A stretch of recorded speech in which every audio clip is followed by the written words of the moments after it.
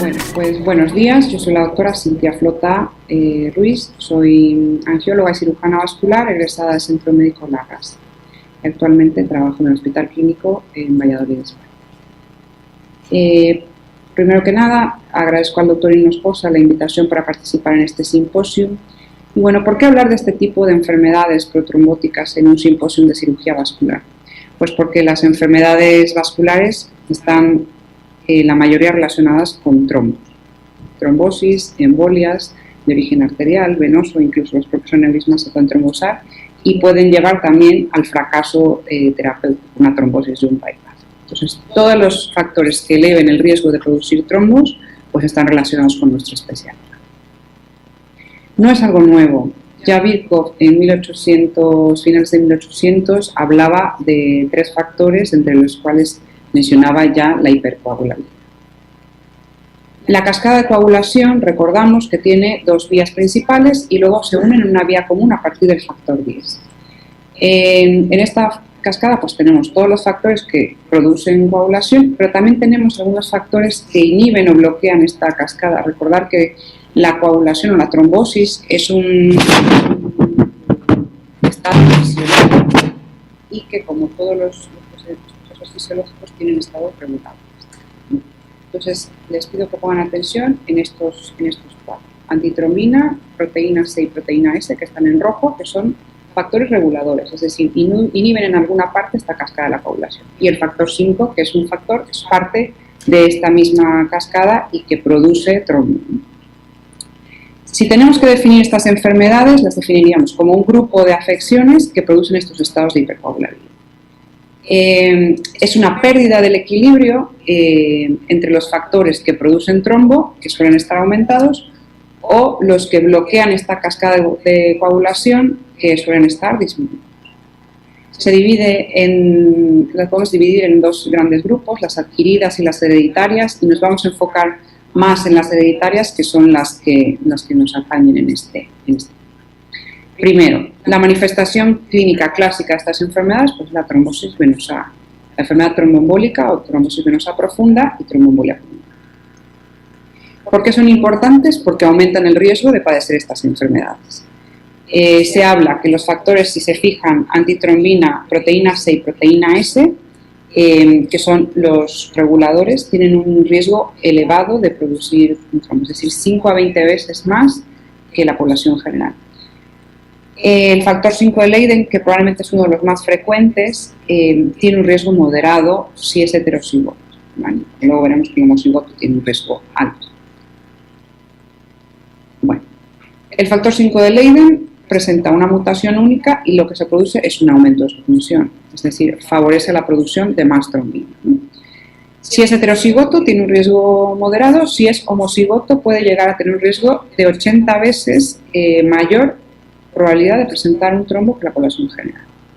Es muy frecuente en la gente de raza blanca, se presenta en el 20% de las trombosis en las cuales no hay otra causa, y en las familias en las cuales se conoce que existe trombofilia, la mitad de ellas es secundaria a un factor 5.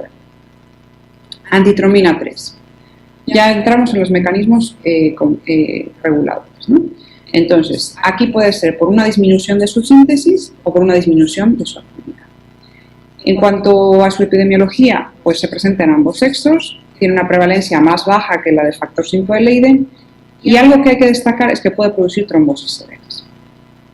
La proteína C reactiva, relacionada o codificada por el cromosoma 2. Esta, además de tener mecanismos reguladores de la coagulación, también tiene funciones antiinflamatorias y de protección endotelial.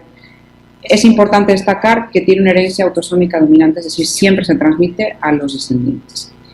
Tiene una incidencia más bajita que las otras y, bueno, otra vez su manifestación principal, la tromboembolia, la enfermedad tromboembólica venosa. Proteína S Solamente destacar que su manifestación principal son tromboembolias pulmonares recurrentes. Y bueno, como cosa un poco curiosa, que el grupo ABO puede presentar también factor de riesgo, ser un factor de riesgo moderado de presentar trombosis, o mayor riesgo de presentar trombosis.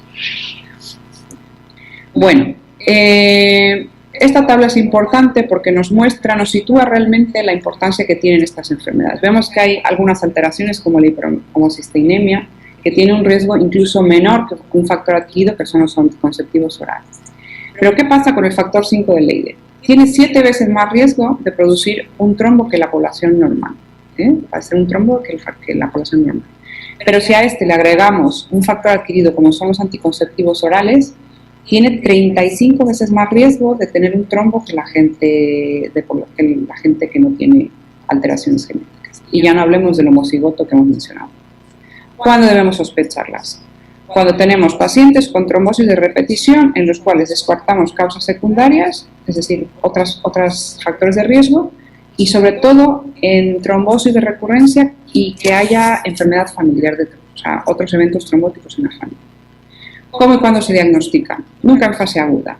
No pueden estar en tratamiento anticoagulante porque eso altera las pruebas de coagulación. Se hacen algunos estudios especiales de coagulación, que esto lo hace hematología, y sobre todo el estudio genético, que es el que nos va a identificar la mutación. ¿Cómo se tratan? Tratamiento de manifestaciones clínicas, es decir, si tiene una trombosis venosa, pues anticoagula. ¿En quiénes hay que hacer screening? En los pacientes que tienen historia familiar de trombosis venosa, aunque no hayan tenido ninguna trombosis.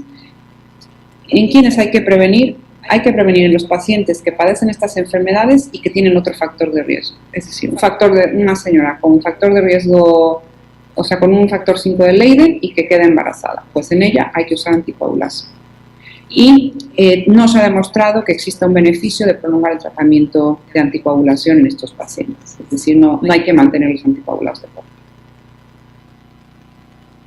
Bueno, pues recordar como última diapositiva, pues las trombosis venosas profundas de repetición sin otro factor, historia familiar de trombofilia e historia familiar de enfermedad tromboembólica de repetición, descartar trombofilia. Muchas gracias.